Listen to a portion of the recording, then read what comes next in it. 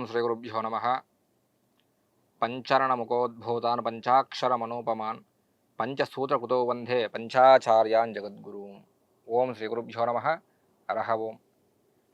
సమస్త భక్తమాషులందరికీ కూడా 4, 5, 6 తేదీలలో ఏ రాశి వారికి ఎలా ఉండబోతుంది, ఏ గ్రహము ఏ రాశిలో సంచరిస్తుందో తెలుసుకుందాం.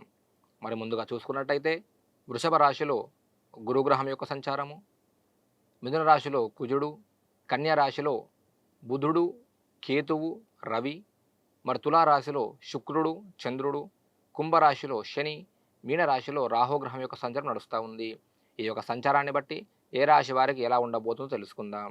మొట్టమొదటగా మేషరాశి.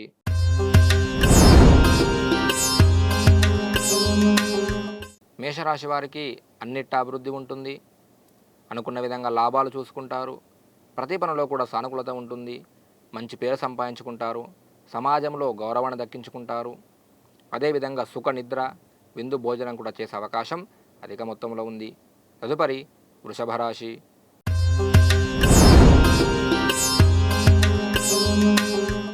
మరి వృషభ రాశి వారు స్వస్థల ప్రాప్తి, సకల కార్యాలలో సానుకూలత, కీర్తి, పుణ్యకార్యాచరణ, గృహం లోపట ఏదో ఒక శుభకార్య నిర్వహణ చేయడము, ధనాదాయము, అదేవిధంగా మంచి స్నేహాలు చేసే అవకాశం అధిక మొత్తంలో ఉంది. తదుపరి మిథున రాశి.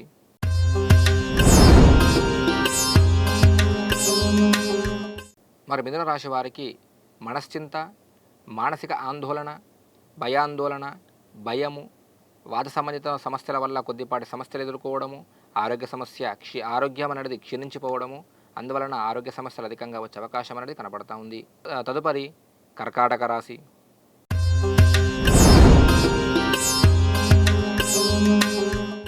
మరి కర్కాటక రాశి వారికి బంధుమిత్ర వైరము, శత్రువృద్ధి, ప్రతి పనిలో కూడా ప్రతికూలత, భయాందోళన, మానసిక ఆందోళన, మతిమరపు వలన సమస్యలు అధికంగా వచ్చే అవకాశం కనబడతా ఉంది.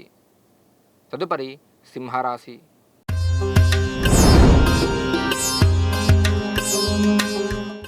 సింహరాశి వారికి ధన వస్తు లాభము, ఆభరణ లాభము, ప్రతి పనిలో కూడా విజయం సాధించడము, అనుకున్న విధంగా ముందుకు వెళ్ళడము, మానసికంగా ఎంతో సంతోషంగా ఉంటారు.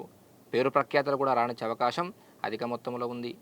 తదుపరి కన్యా రాశి.